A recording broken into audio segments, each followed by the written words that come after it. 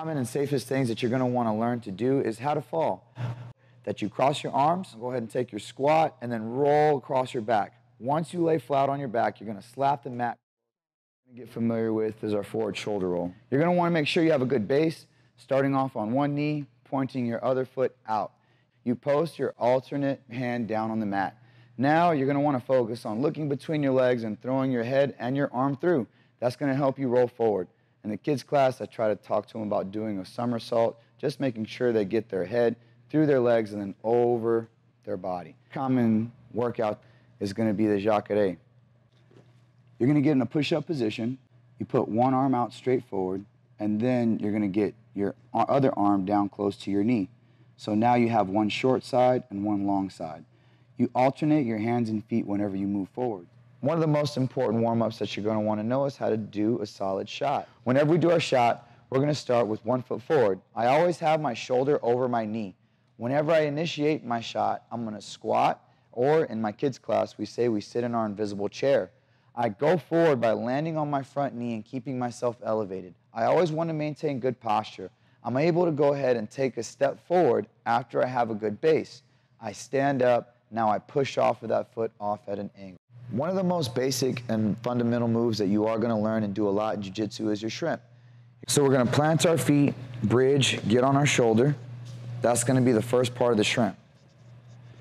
Now the next part, I want to make sure my bottom leg is a straight leg, my top leg is planted, and I'm going to frame using my hands to push off my opponent. I want to elevate my hips, and I want to push off my foot that's planted on the ground. That's going to help me get my hips to escape. Another important warm-up to know is the technical get-up.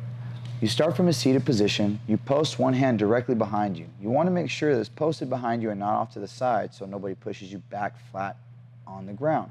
You're going to get your other hand out straight, ready to post in case anything tries to close the distance. If you have that one hand back, the same foot that's going to be helping you get up is going to go back there. You're going to want to elevate your hips first. Then you're able to step back with the same foot that you have posted with your hand. Another warm-up that you're going to want to know is a simple pummel. Whenever you pummel, you're actively trying to get your double underhooks, at least one underhook, and then more than likely get another. This is going to be when you get your arm underneath the person's armpit, further across their back, making sure you can build a little bit of leverage. You'll learn more about that as you continue to take more classes in your jiu-jitsu. So when I fight for my pummel or my double unders, we're going to do this drill just to go ahead and warm up. It's a synchronized kind of motion where my partner is going to go ahead and switch sides at the same time I do, and we're both jockeying for a better position in regards to getting our double unders. So now we work for our pummel. One underhook, we have another overhook. Now I got to get my underhook on the other side, so I move my head over. Now whenever I completed my underhook, this one becomes an overhook. My head is over the overhook. Now I got to get my head away so I can start reaching for my underhook.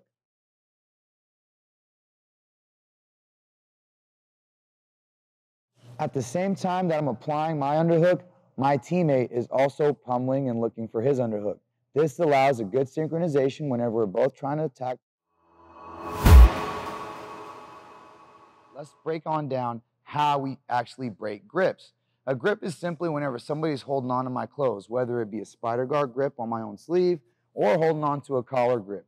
There's so many different grips that we can get, but breaking the grip is pretty much the same in many different positions. So let's talk about it. The grip that's going to be most common on my collar, right here. I want to grab his own sleeve and make sure that there's some stability. This first grip is necessary. I want to make sure I hold on to this grip so he doesn't throw me around and I can keep my good base. I keep my elbow close to my body, so now if Clem tries to pull me around, I'm able to keep a solid base with my hand holding on to his own sleeve, the spider guard grip. The next thing that I want to do is I want to wind my hand up, an open palm strike. I want to hit him right on the inside of his palm. I want to make sure that I'm breaking the grip and I'm just stopping and doing any kind of patty cake motion or anything like that. I want to hit all the way through. Think of it like a punch. You don't stop as soon as you hit the bag. You always want to punch all the way through that bag or the person.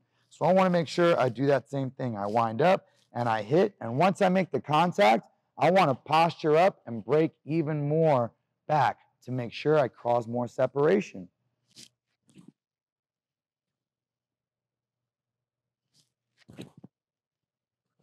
Now, some folks are going to also have another grip. They're going to get the spider guard grip on you.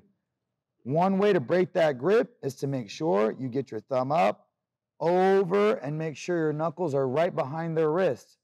I like to think of it like I'm scooping up some ice cream. I want to make sure I don't bend the spoon, get my elbow engaged, and then I'll go ahead and get my thumb up on the other side of his wrist. It makes it very hard for Clem to keep his grip.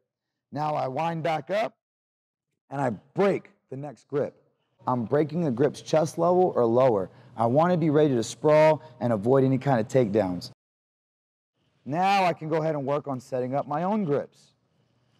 Whenever we're grip fighting, we want to be the first person to get some decent grips so we can start playing our game. That's the whole point of the exercise, making sure that you're comfortable with some grips and also breaking the person's grips. The first person to move has that first step and more than likely is going to have the advantage.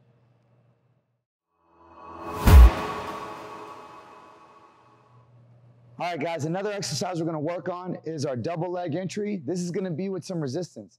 Now, whenever I go for my shot, it's going to be the same as our last exercise. I get my shoulder over my front knee, I sit in my invisible chair, I squat, and I land over my front knee. Now, this difference is going to be that Clem is going to have both of his arms on my shoulders, he's going to have his arms locked out, and he's going to make sure that his shoulders stay level with mine. It's going to make sure that I have to drive my hips forward. The exercise is to make sure that my hips stay strong as I find some resistance. I make contact when I go for my double leg, and I have to keep driving so I can continue to finish my takedown all the way through. So when we go for our setup, I maintain good posture and I stay square. No swim move. I'm not trying to get around his arms or anything right here. I'm going to make sure he has good hands on my shoulders, arms straight, and then he's going to keep his shoulders level with mine. Now, I change levels and I land on my front knee, keep my base, take a step.